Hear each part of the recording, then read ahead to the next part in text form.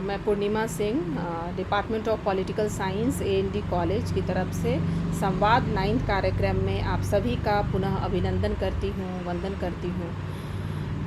आज संवाद 9th कार्यक्रम में हम इन दो महापुरुषों के जीवन चरित्र के बारे में समझेंगे और संकल्प के साथ आगे बढ़ेंगे कि इनके जीवन मूल्यों पर हमें चलना है। किसी भी महापुरुषों के जीवन के बारे में जब हम जानते हैं तो उनके संघर्ष की कहानी को भी जानना अति आवश्यक होता है। लाल बहादुर शास्त्री का जीवन कितना संघर्षपूर्ण था। प्रधानमंत्री बनने के पहले और बाद में कोई अंतर नहीं आया उनके जीवन में, उनकी जीवन की सरलता में कोई अंतर नहीं आया। ये होता है महापुरुषों के व्यक्तित्व का व्यक्तित्व, जिसके मार्गदर्शन पर हम सभी को चलना चाहिए और सीखना चाहिए। हम सभी जानते हैं कि साहित्यकार नीरजा माधव ने शास्त्री जी के जीवन के बारे में बहुत ही पैनी नज़र से देखा है और बहुत ही पैनी नज़र थी उनकी।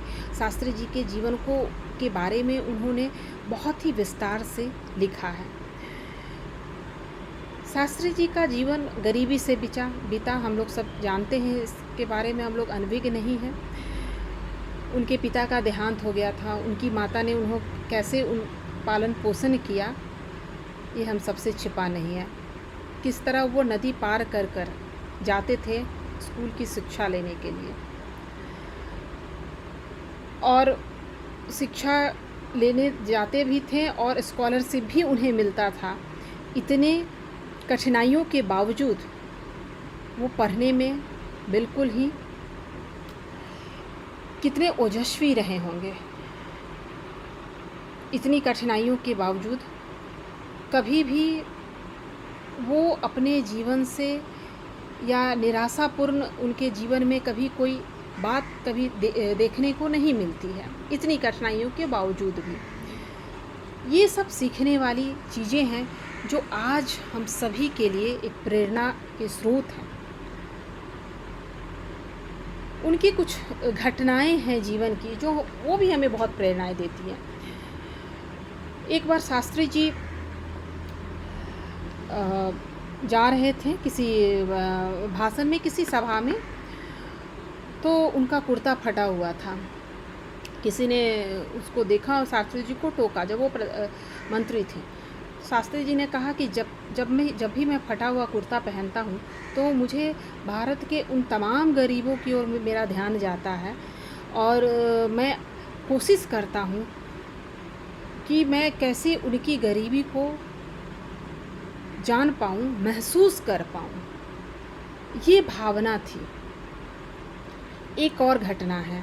एक बार उनके बेटे ने सरकारी गाड़ी से कॉलेज चले गए थे। जब शास्त्री जी को यह पता चला तो वो बहुत ही उनको बहुत पीड़ा हुई व्यक्ति को, और वो अपने बेटे को उन्होंने बहुत डांटा, ड्राइवर को भी डांटे, और वो उस गाड़ी का जो जितना खर्च बन पाता था, चाहे वो 4 रुपया हो जो भी हो, वो उस सरकारी गाड़ी को यूज करने के पर्पज़ से जो खर्च हुआ था उसको वो पे किए।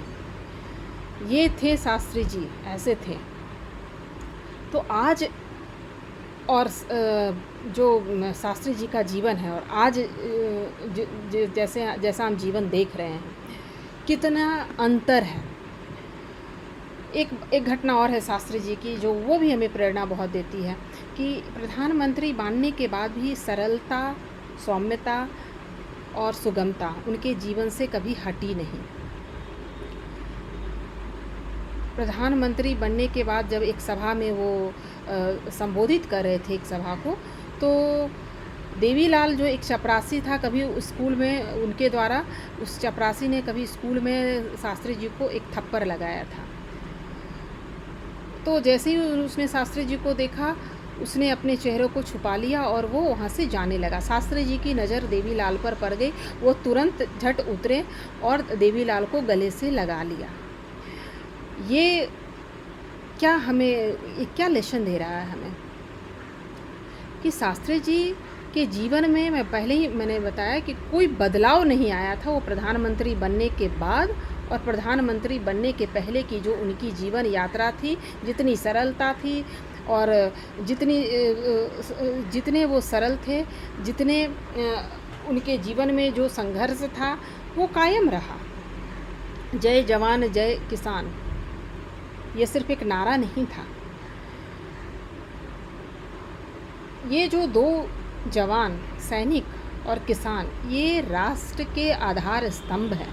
इनके बिना हम कल्पना भी नहीं कर सकते हैं। किसान ये हमारे जीवन का अंग हैं, राष्ट्र का स्तंभ हैं। सैनिक ये हमारी रक्षा करते हैं। इन दोनों के बिना हम राष्ट्र की अस्मिता की रक्षा नहीं कर सकते हैं। ये राष्ट्र के आधार स्तंभ है। इसलिए इनके स्वाभिमान को कभी भी हम ठेस ना पहुंचाएं। वो हमारे सैनिक और वो हमारे किसान। तो इस तरह की कई शास्त्री जी के जीवन मूल्यों से हम बहुत कुछ सीख सकते हैं। बहुत कुछ प्रेरणादायक चीज़ें हैं जो शास्त्री जी के जीवन से हम लेते हैं। इन बहुमूल्य विरासत को, उनकी जीवनी को हम अपने जीवन में चरितार्थ करें। यही सच्ची श्रद्धांजलि होगी शास्त्री जी को। गांधी जी की ओर आगे हम बढ़ें तो गांधी जी का भी जीवन चरित्र था। वो नैतिकता के इर्द गिर्द उनके जीवन चरित्र घूमता रहा। उनका विचार जो था वो नैतिक मूल्यों के इर्द गिर्द ही घूमता रहा। चाहे वो सत्याग्रह हो, अहिंसा का सिद्धांत हो, ट्रस्टीशिप का सिद्धांत हो, शिक्षा के प्रति जो उनकी नीति थी, राजनीति के प्रति जो उनका विचार था, वो सब का केंद्र बिंदु जो था वो नैतिकता ही था। किस तरह से गांधी जी जनमानस के पटल पर आज भी बने हुए हैं और आज भी उसकी प्रासंगिकता बनी हुई है, इसके पीछे का वजह क्या है कि गांधी जी व्यक्ति से, जनता के हृदय से जुड़े हुए थे। वो जनता से अलग नहीं थे। वो जनता से अपने आप को अलग कर नहीं देखते थे। चंपारण सत्याग्रह ने तो उन्हें जनमानस का एक महानुभाव बना दिया। जनमानस के प्रति उनके मन में जो भावनाएं थी, वो भावना जो थी वो हृदय से जुड़ी हुई थी। इसलिए वो जनमानस के नेता थे।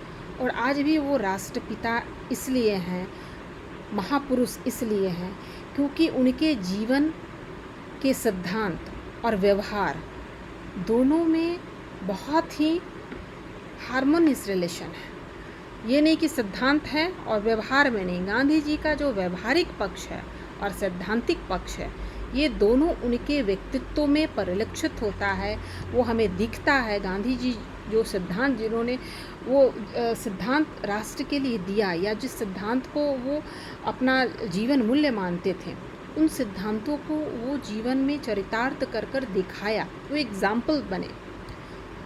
इसलिए किसी भी व्यक्ति के व्यक्तित्व का या व्यक्ति के व्यक्तित्व की महानता या उसकी प्रासंगिकता तभी बनती है जब सिद्धांत और व्यवहार में असंतुलन नहीं, वो संतुलन बना हुआ रहे। और गांधी जी के जीवन में ये संतुलन बना हुआ था। चंपारण सत्याग्रह ने गांधी जी को एक दिशा दी। किस तरह से वो जनता के हृदय में पहुंच गया। राजकुमार शुक्ल ने जो चंपारण में उन्हें बुलाया, अंग्रेज़ों ने इसका काफ़ी विरोध किया और तिनकठिया पद्धति का उन्होंने विरोध किया। बाद में गाँवों का भ्रमण किया, ब्रजकिशोर जी के साथ जाकर, राजेंद्र प्रसाद के साथ जाकर, महादेव देसाई के साथ जाकर, जेबी कृपलानी के साथ जाकर, इन लोगों के साथ उन्होंने गाँव का एक एक जगह भ्रमण किया, किसानों से वार्तालाप किया, क्योंकि वो ज़मीन से जुड़ना चाहते थे। वो ज़मीन से जुड़े हुए थे। सिर्फ सिद्धांत बना देना, पॉलिसी बना देना और वार्तालाप ना करना, कम्युनिकेशन नहीं करना, उनके साथ नहीं जुड़ना, उनके साथ नहीं बैठना उठना, जब तक हम भ्रमण नहीं करेंगे, गाँव में जाएंगे नहीं, गाँव के साथ लोगों के साथ वार्तालाप नहीं करेंगे, तब तक एक जो हमारा सैद्धांतिक पक्ष होगा ये ऊपरी होगा, सतही होगा। कदापि उसमें ज़मीनी स्तर का या हमारा जुड़ाव भी नहीं रहेगा उसमें। तो गांधी जी के साथ ये कमजोरी नहीं थी जो कमजोरी आज हम देखते हैं।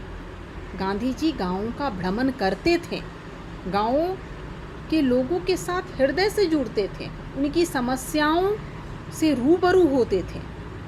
और यही कारण है कि गांधी जी जनमानस के नेता बन के रह गए। नेता ही वो नहीं थे, गांधी जी एक महापुरुष थे, क्योंकि वो जनता के साथ, राष्ट्र के साथ वो जुड़े हुए थे। वो राष्ट्र की अस्मिता, राष्ट्र का स्वाभिमान को वो जिंदा रखना चाहते थे। राष्ट्र की संस्कृति, उसको वो नवजीवन देना चाहते थे। और उन्होंने अपने सिद्धांत और व्यवहार में काफ़ी अंतर नहीं किया। उस संस्कृति को उन्होंने जिया। अगर उन्होंने गीता को लोगों को आदेश दिया गीता को पढ़ने का, तो वो गीता को वो अपना जीवन मानते थे। उनके जीवन में उन्होंने खुद ही इन चीज़ों की चर्चा की है कि जब भी उनके जीवन में असंतुलन पैदा होती थी, वो गीता का स्वाध्याय करते थे। और वो स्वाध्याय करते थे, वो सिर्फ सिद्धांत के रूप में इन चीज़ों को नहीं देते थे, क्योंकि वो गीता के बारे में उन्होंने खुद ही कहा है कि let the Gita be to you a mine of diamonds as it has been to me, let it be your constant guide and friend on life's way, let it light your path and dignity your labour. ये उनका विचार था। तो वो गीता को पढ़ते थे और उसको अपने जीवन में उतारने का भी प्रयास करते थे। ये महापुरुषों की जीवनी होती है, जो उनका सैद्धांतिक पक्ष और व्यवहारिक पक्ष कभी भी अलग नहीं होता। वो एलिएनेट नहीं करते हैं सिद्धांत और व्यवहार को। अब गाँव का वो विकास किस लिए चाहते थे? गाँव का विकास उनका मानना ही था कि जब तक हम गाँवों को स्वावलंबी नहीं बनाएंगे, आत्मनिर्भर नहीं बनाएंगे, तब तक हम राष्ट्र की अस्मिता को, राष्ट्र के स्वाभिमान को हम जिंदा नहीं रख पाएंगे। राष्ट्र के स्वाभिमान को अगर जिंदा रखना है, राष्ट्र के स्वावलंबी बनाना है, तो हमें स्वदेशी को अपनाना ही होगा। कोई भी राष्ट्र स्वावलंबी तभी बना है जब उसने स्वदेशी के मूल्यों पर चला है। चाहे वो जापान हो, जापान का मैं एग्जाम्पल इसलिए दे रही हूँ कि जापान देखिए सेकेंड वर्ल्ड वॉर के बाद अपने आप को कितना समृद्ध किया। इसका वजह एक और एक ही था कि स्वदेशी मूल्य। कभी भी जापान में ब्रेन और ड्रेन का खतरा नहीं रहता है, जो हमारे यहाँ ये ब्रेन ड्रेन का खतरा है, क्योंकि वहाँ बॉन्ड भरना पड़ता है। तो ये चीज़ें हैं जो हमें बहुत मार्गदर्शन देती है कि किस तरह से हम राष्ट्र के स्वाभिमान को जागृत करने के लिए इसकी संस्कृति, इसके स्वावलंबन, इसके स्वदेशी, इन चीज़ों को हम जिंदा रखें, और तभी राष्ट्र स्वावलंबी हो सकता है और राष्ट्र समृद्ध हो सकता है। राष्ट्र की समृद्धि उसकी स्वदेशी पर ही निर्भर है, और गांधी जी हमेशा इस पर जोर देते थे। स्वदेशी का इतना प्रचार प्रसार किया, खादी का उन्होंने इतना प्रचार प्रसार किया। और आज नव उदारवाद में जब पश्चिमी सभ्यता, कैपिटलिज्म, मार्क्सिज्म, ये सब असंतुलित विचारधारा है, जिसमें कहीं ना कहीं असंतुलन है। एक व्यक्तिवादी है, एक पूंजीवादी है, जहाँ कहीं ही व्यवहारिक पक्ष या सैद्धांतिक पक्ष और व्यवहारिक पक्ष में कभी भी संतुलन नहीं बैठा है। तो भारतीय जो संस्कृति है ये संतुलित विचारधारा पर आधारित है, एक होलिस्टिक विचारधारा पर आधारित है, और यही हमारी समृद्धि दे सकती है। और यही भारतीय संस्कृति से ही हम समृद्ध हो सकते हैं। ये स्वदेशी का जो कंसेप्ट है, गांधी जी ने कहा ही था कि जिस राष्ट्र में अगर स्वदेशी का कंसेप्ट जिंदा रहेगा, तो यहाँ हनी और बताया था कि मिल्क का वहाँ प्रभाव इतना बड़ा होता कि वहाँ नदियाँ बहा करती। ऐसा गांधी जी ने ऐसी कल्पना की थी। उन्होंने बताया कि much of the deep poverty of the masses is due to the ruinous departure from Swadeshi in the economic and industrial life. If not an article of commerce had been brought from outside India, she would be today a land flowing with milk and honey. ये गांधी जी की विचारधारा थी कि स्वदेशी कितना आवश्यक है, और इसकी आवश्यकता को आज हम बहुत ही भली भांति समझ रहे हैं कि किस तरह से राष्ट्र को स्वावलंबी बनाना है, आत्मनिर्भर बनाना है, और काफ़ी हद तक हम अब इस गांधी की जो इस विचारधारा है, ये प्रासंगिकता इसकी काफ़ी अधिक आज बढ़ गई है। गाँवों को स्वावलंबी बनाना है, स्वदेशी की विचारधारा को आगे बढ़ाना है, तभी राष्ट्र के आत्म स्वाभिमान को हम जिंदा रख पाएंगे। उसी तरह गांधी जी का मानना था कि जिस तरह से शरीर को भोजन की आवश्यकता होती है, उसी तरह हमारी आत्मा को भी भोजन की आवश्यकता होती है। Food for the soul, Gandhi ji ने कहा था, फूड फॉर द सोल, ये बहुत आवश्यकता है। और इसकी आवश्यकता को गांधी जी समझते थे, और गांधी जी का मानना था कि जब तक हम अपनी नैतिक चरित्र को बिल्कुल जिंदा नहीं रखेंगे, तब तक व्यक्ति का, समाज का, राष्ट्र का विकास संभव ही नहीं। इसलिए वो शिक्षा के क्षेत्र में भी सैद्धांतिक शिक्षा, व्यवहारिक शिक्षा और जो किताबी ज्ञान है, इन सब चीज़ों पर बल देते थे। लेकिन इन सब चीज़ों के अलावा वो चाहते थे कि विद्यार्थियों का जो नैतिक चरित्र है वो ऊंचा रहे। वो भारतीय संस्कृति पर ही जिंदा रखना चाहते थे। विद्यार्थियों का जो जीवन है, वो नैतिक चरित्र उसमें जितना ज़्यादा प्रबल होगा, उसका विद्यार्थी जीवन और आगे का जीवन ही उतना ही सरल होगा। हाथ, हृदय और मस्तिष्क, इन तीनों का एक साथ इंटीग्रेटेड विकास होना चाहिए, गांधी जी ये मानते थे, तभी शिक्षा पूर्ण है। हृदय का विकास हो, हाथ का रोजगार से उनका तात्पर्य था। मस्तिष्क का भी विकास हो, कितना फैलाव हो, इसलिए वो फूड फॉर द सोल की बात करते थे। उनका मानना था कि if we provide food for the body which is perishable, then surely it is our primary duty to provide food for the soul which is imperishable, and such sustenance is found in prayer.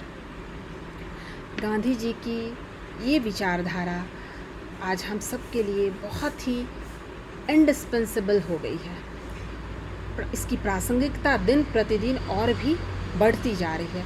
इन विचारों को, इनके बताए गए मार्गों पर चलना, ये सभी का, हम सब के जीवन का ये मूल मंत्र होना चाहिए, हमारा कर्तव्य होना चाहिए कि हम कैसे अपने जीवन को, अपने राष्ट्र को कितना समर्पित हो। हम अपने हर व्यक्ति अपने कार्य के प्रति जितना उसका समर्पण होगा, वो राष्ट्र उतनी ही उसकी अस्मिता और उसका स्वाभिमान जागृत रहेगा।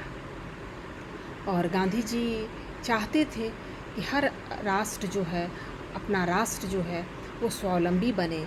और कभी भी गांधी जी का ये विचार नहीं था कि हम वो कॉम्पैक्ट, ये नहीं अब चाहते थे कि अब बाहर से कोई विचारधारा का प्रवाह ना हो, ऐसा गांधी जी का विचार नहीं था। गांधी जी चाहते थे कि अब अच्छे विचारों को लें, जो विचार हमारे लिए उपयोगी हो, जो विचार हमारी संस्कृति के मूल्यों से मेल खाती हो, हम उन विचारों को लें। इसलिए राष्ट्र के प्रति वो समर्पित थे, और वो चाहते थे कि राष्ट्र का हर एक व्यक्ति अपने जिम्मेदारियों के प्रति, राष्ट्र के जिम्मेदारियों के प्रति वो समर्पित रहे। इसलिए गांधी जी के विचारों को, किसी भी महापुरुषों के विचारों को समझना और उसको जीवन में व्यवहारिक रूप में इसे उतारना, ये आवश्यक होता है। वैष्णव जन तो तेने कहिए, पीर पराए जाने रे। गांधी जी ऐसा कहते थे कि दूसरों के दुखों को जानना और समझना वो तभी संभव है जब आप उससे जुड़िएगा। एक बंद कमरे में बैठकर सिद्धांत को लिखना और ज़मीन पर उतरकर लोगों के साथ चलना, उनके कष्टों को समझना, ये दोनों दो चीज़ें होती हैं। और गांधी जी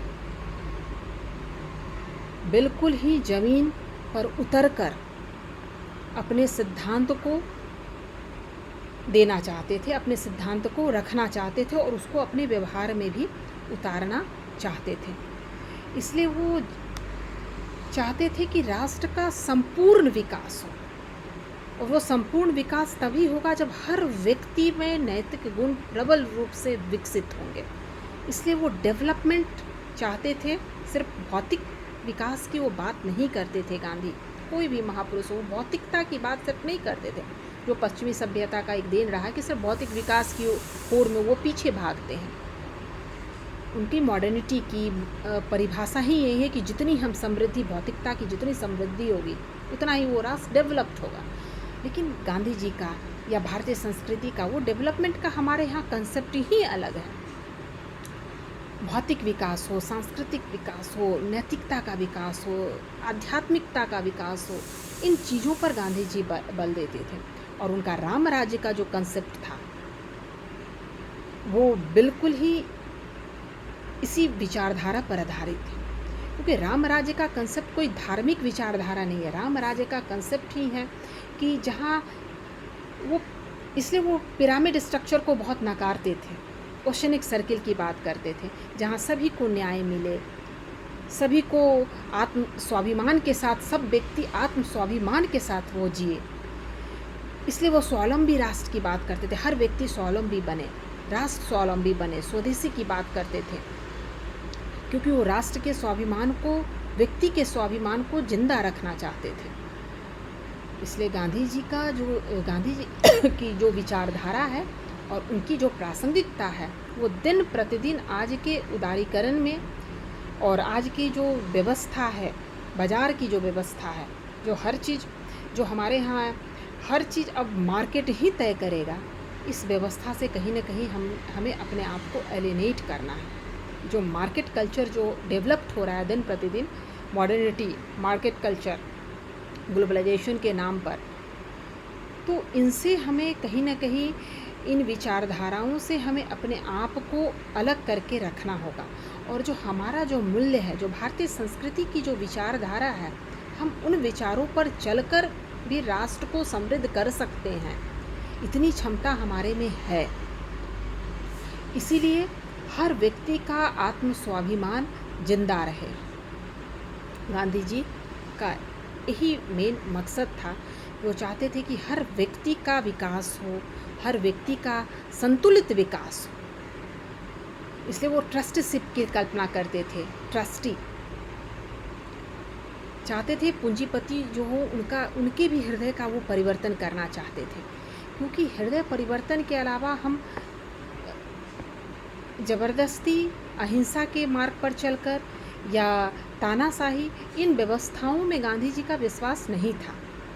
इसलिए गांधी जी चाहते थे कि व्यक्ति अगर समृद्ध है, व्यक्ति का अगर विकास हो गया है, व्यक्ति अगर समृद्ध है, तो समाज तो ऑटोमेटिकली ही सुसंस्कृत होगा। समाज में कभी भी जो आज दिन प्रतिदिन समाज की जो नैतिकता जो गिरती जा रही है, इसका परिणाम ही है कि जो हमारी जो शिक्षा पद्धति है, वो शिक्षा पद्धति में कहीं न कहीं बहुत ही कमी है हमारी शिक्षा पद्धति में, जिसके कारण समाज में जो आज बुराइयां, और हर दिन कुछ न कुछ ऐसी खबर हमें सुनने को मिलती है जिससे हमारा सर शर्म से झुक जाता है, और हमें समझ में नहीं आता है कि हमारा पथ, हमारा जो मार्गदर्शन है वो कहाँ से मिल रहा है, हम किससे गाइड हो रहे हैं, वो कौन सी सभ्यता है जो हमारा पीछा नहीं छोड़ रही है। इसलिए हमारी शिक्षा व्यवस्था जो गांधी जी जैसा चाहते थे कि एक संपूर्ण व्यक्तित्व का जिसमें विकास हो, जिसमें व्यक्ति का हर पहलू, उसका नैतिक चरित्र, उसका सिद्धांतिक पक्ष, हर चीज़ उसका विकास हो, हर वो व्यक्ति पूर्ण तरह से संतुलित हो, वो हॉलिस्टिक डेवलपमेंट की इसलिए वो बात करते थे। हॉलिस्टिक डेवलपमेंट मीन्स कि उस व्यक्ति का स्पिरिचुअल डेवलपमेंट भी होना चाहिए। क्योंकि वो धर्म जब तक डेवलप नहीं होगा, जब तक हम धर्म के पथ पर, धर्म का मतलब कोई रिलीजियस क्रीड्स एंड डॉगमा से नहीं है यहाँ। धर्म का मतलब है कि कितना संतुलन हम अपने जीवन को धर्म के आधार पर दे सकते, एक गाइडलाइन है ये कि हम किस तरह से राष्ट्र को सस्टेन कर सकते हैं, बांध कर रख सकते हैं, किस तरह से राष्ट्र के जीवन शैली को नैतिक चरित्र के द्वारा राष्ट्र का विकास करें हम। और ये विकास तभी होगा जब हर व्यक्ति में ये गुण डेवलप हो, और ये शिक्षा से ही संभव है। जितनी शिक्षा व्यवस्था हमारे यहाँ सुदृढ़ होगी, हमारी संस्कृति के अनुरूप चलने वाली होगी, तभी हम राष्ट्र को उतना ही अधिक नैतिक मूल्यों से उसको भरपूर उसको हम देख पाएंगे। और गांधी जी की सच्ची श्रद्धांजलि यही होगी कि हम गांधी जी के मूल्यों को अपने व्यवहारिक रूप में उसको जिंदा रखें, इसकी प्रासंगिकता को बनाकर रखें। और यही सबसे सच्ची श्रद्धांजलि होगी लाल बहादुर शास्त्री जी के जीवन के प्रति सरलता जो है उनको हम जिए, उनके मूल्यों पर हम चले, और यही उनके लिए भी सच्ची श्रद्धांजलि होगी। बहुत बहुत धन्यवाद।